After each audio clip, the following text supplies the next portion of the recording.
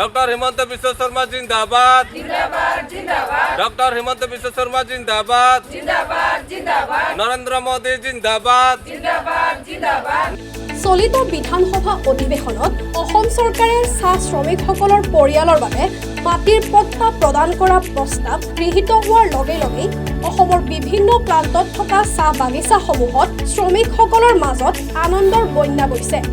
গোসাইগাঁৱৰ ব্ৰিটিছে 1889 চনত স্থাপন কৰা মৰনৈ চাহ বাগিচাত একেই দৃশ্য দেখা গৈছে।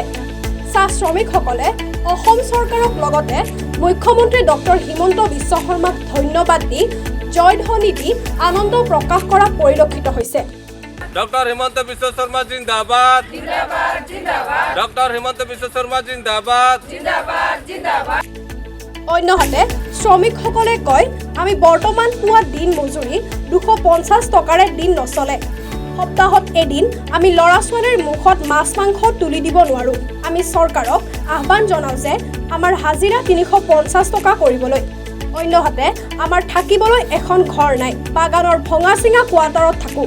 চৰকাৰী গৃহ দিবলৈ অনুৰোধ জনালোঁ। লগতে আমাৰ জনগোষ্ঠীৰ জনজাতিকৰণ কৰিব লাগে।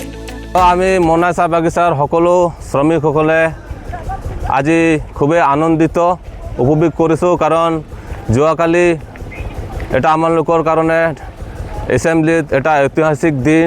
আমালোকৰ মুখ্যমন্ত্ৰী মাননীয় ডক্টৰ হিমন্ত বিশ্ব শৰ্মা ছাৰৰ ফালৰ পৰা যি আমালোকৰ অসমত থকা চাহ বাগিচা শ্ৰমিকসকলৰ কাৰণে যি লেণ্ড পাট্টা ভূমি পাট্টা এইটো প্ৰদান কৰাৰ কথাটো ঘোষণা কৰিলে। কথাটো শুনি আমি আজি মৰনৈ চাহ বাগিচা সকলো শ্ৰমিকসকলে আমি খুবেই আনন্দ লাগিছে আৰু উপভোগ কৰিছোঁ। লগতে যে ডক্টৰ হিমন্ত বিশ্ব শৰ্মা ছাৰক যে আমালোকৰ দৈনিক হাজিৰাৰ কথাও অৱগত কৰিছোঁ যে বৰ্তমানে আমি লেবাৰসকলে 200-250 টকা হাজিৰা পাই আছোঁ। এই হাজিৰা দি আমালোকৰ জীৱন যাপন কৰাটো অলপ টান হৈ পৰিছে। গতিকে আমি আশা ৰাখিছোঁ হিমন্ত বিশ্ব শৰ্মা ছাৰৰ ওচৰত যে যাতে আমালোকৰ দৈনিক হাজিৰাটো 350 টকা কৰি দিয়ে আৰু লগতে আমালোকক জাতি হিচাপে যি আমালোকৰ জনজাতিকৰণ মৰ্যাদাটো বা পাবলগীয়া যিটো আছে প্ৰাপ্য, সেই জনজাতিকৰণটো আমালোকক সোনকালে কৰি দিয়ে।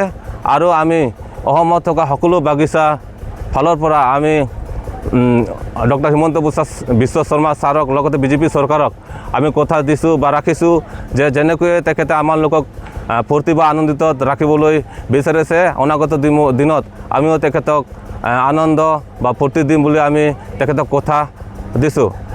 ধন্যবাদ। News desk report, global news network.